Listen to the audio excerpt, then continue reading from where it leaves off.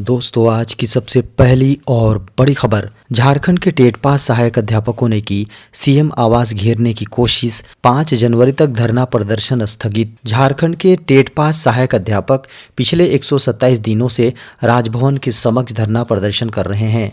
झारखंड शिक्षक पात्रता परीक्षा यानी जेटेट उत्तीर्ण सहायक शिक्षकों ने मुख्यमंत्री के 2 प्रतिनिधियों के साथ चर्चा के बाद अपना विरोध प्रदर्शन 5 जनवरी तक के लिए स्थगित करने का निर्णय लिया है।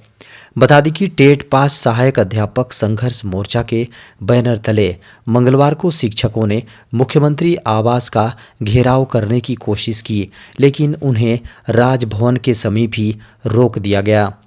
बता दें कि इसके बाद झारखंड राज्य समन्वय समिति के सदस्य एवं झारखंड मुक्ति मोर्चा महासचिव विनोद पांडे के नेतृत्व में 2 सदस्यीय प्रतिनिधिमंडल ने मोर्चा के सदस्यों से मुलाकात की और शिक्षकों को उनकी मांग सरकार के समक्ष रखने का आश्वासन दिया।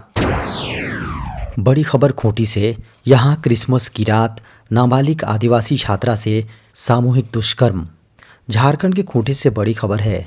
यहाँ क्रिसमस की रात चर्च से अपने मित्र के साथ लौट रही एक नाबालिग आदिवासी छात्रा से सामूहिक दुष्कर्म की घटना को अंजाम दिया गया है। मीडिया की खबरों को माने तो मंगलवार को वारदात के बाद 4 आरोपियों को गिरफ्तार कर लिया गया है। बताया जा रहा है कि खूंटी जिले के तपकारा थाना इलाके में एक हॉस्टल में रहकर पढ़ाई करने वाली 9वीं की छात्रा अपने फ्रेंड्स के साथ लौट रही थी। इसी दौरान भेलकी टोंगरी नामक स्थान पर कुछ युवक पहुंचे और छात्रा को डरा धमकाकर अपने साथ ले गए। दुष्कर्म की घटना को अंजाम देने के बाद वे उसी स्थान पर छोड़कर भाग गए जहां से उसको उठाया था। मंगलवार को चतरा पहुंचे मुख्यमंत्री, दी 470 करोड़ की सौगात। झारखंड के मुख्यमंत्री हेमंत सोरेन मंगलवार को चतरा के सिमरिया पहुंचे। यहां सिमरिया प्रखंड में मंगलवार को आयोजित आपकी योजना आपकी सरकार आपके द्वार कार्यक्रम में झारखंड के सीएम हेमंत सोरेन ने शिरकत की। मुख्यमंत्री ने कहा, प्रखंड व जिला मुख्यालय से बिचौलियावाद खत्म करने के लिए सरकार ने आपकी योजना आपकी सरकार आपके द्वार कार्यक्रम का आयोजन शुरू किया है। हर प्रखंड के सभी पंचायत में आयोजित होने वाले इस कार्यक्रम के शिविर में शिविर ने बहुत हद तक बिचौलियावाद पर लगाम लगा दी है। जनता का काम उनकी पंचायत में आयोजित होने वाले शिविर के माध्यम से ही हो रहा है। बता दें कि उनके साथ मंत्री सत्यानंद भोक्ता, बादल पत्रलेख व बड़कागांव की विधायक अंबा प्रसाद भी मौजूद थीं। उन्होंने कहा कि अबुआ आवास के लक्ष्य को लेकर किसी तरह की कोई शंका नहीं है। हर ज़रूरतमंद व्यक्ति को सरकार व प्रशासन अबुआ आवास उपलब्ध कराएगा। बड़ी खबर है। किसानों से 60 लाख क्विंटल धान खरीदेगी झारखंड सरकार। झारखंड सरकार आगामी 28 दिसंबर से किसानों से धान की खरीद करेगी। इस बार किसानों को पिछले वर्ष की तुलना में प्रति क्विंटल धान पर 250 रुपये अधिक मिलेंगे। धान की खरीदारी के लिए पूरे झारखंड में 600 से ज़्यादा केंद्र बनाए गए हैं। झारखंड के खाद्य आपूर्ति मंत्री डॉक्टर रामेश्वर उरांव ने इसकी जानकारी मीडिया को दी। बताया गया है कि इस बार सरकारी केंद्रों पर धान बेचने वाले किसानों को कुल कीमत की 50% राशि का भुगतान मौके पर ही कर दिया जाएगा, जबकि शेष राशि धान को मिलों में पहुंचाए जाने के बाद मिलेगी। सरकार ने पूरे झारखंड में 60 लाख क्विंटल धान खरीदने का लक्ष्य तय किया है। धान खरीद के केंद्र राज्य के सभी 24 जिलों में बनाए गए हैं। रजिस्ट्रेशन कराने वाले प्रत्येक किसान से अधिकतम 200 क्विंटल धान की खरीद की जाएगी। झारखंड में दिन में तेज धूप के कारण सर्दी से मिली थोड़ी राहत। झारखंड के विभिन्न इलाकों में सोमवार से ठंड का एहसास हुआ, लेकिन झारखंड की राजधानी रांची में धूप खिली रही, जिसके कारण थोड़ी ठंड में नरमी रही। मौसम विभाग के अनुसार अगले 4 दिनों तक झारखंड की राजधानी रांची समेत इसके आसपास के इलाकों के तापमान में कुछ खास बदलाव होने की संभावना नज़र नहीं आता है। सुबह में कुहासा और दिन में धूप खिली रहेगी। 4 दिन के बाद मौसम में बदलाव होने के आसार हैं। अभी रात में भी कुहासे का असर जारी रहेगा, इससे सुबह में कनकनी बनी रहेगी। दूसरी ओर सोमवार को कांके का न्यूनतम तापमान सबसे कम 8.3 डिग्री सेल्सियस रिकॉर्ड किया गया। चतरा से झारखंड के मुख्यमंत्री हेमंत सोरेन ने साधा केंद्र पर निशाना। झारखंड के मुख्यमंत्री हेमंत सोरेन ने कहा कि नवजात झारखंड का पूर्ववर्ती सरकार ने विकास के नाम पर केवल शोषण किया है। उन्होंने कहा इसके कारण झारखंड पिछड़ा राज्य बन गया है। यहाँ के खजाने को खाली कर दिया गया था। इस कारण गांव भूखमरी के कागार पर चला गया था। हक व अधिकार मांगने पर केंद्र सरकार ईडी भेजती है। प्रधानमंत्री आवास के लिए केंद्र सरकार के पास जाकर नाक रगड़ते रहे, बावजूद केंद्र सरकार ने चूं तक नहीं किया। तब मैंने राज्य के लोगों को राज्य सरकार द्वारा अबुआ आवास गरीबों को देने का कानून बनाया। उन्होंने कहा कि गरीबों का 2 कमरे की जगह अब 3 कमरे का आवास बनेगा।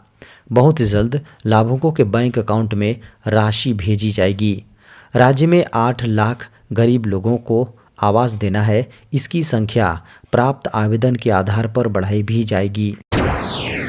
बीसीसीआई ने तैयार की नई गाइडलाइंस। अब आईपीएल में चाइनीज ब्रांड्स की नो एंट्री। भारतीय क्रिकेट कंट्रोल बोर्ड यानी बीसीसीआई को इंडियन प्रीमियर लीग यानी आईपीएल के लिए टाइटल स्पॉन्सर की तलाश है। इसके लिए बीसीसीआई ने कड़ी शर्तों के साथ रूपरेखा तैयार की है।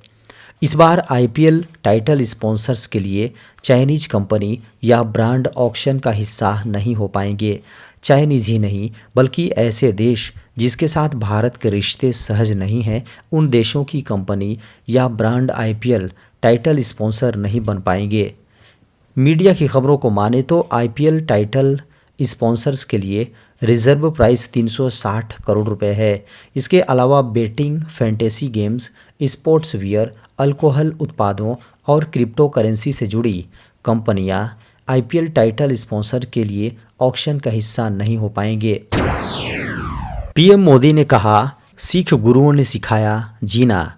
प्रधानमंत्री नरेंद्र मोदी ने मंगलवार को कहा कि सिख गुरुओं ने भारतीयों को अपनी भूमि के गौरव के लिए जीना सिखाया।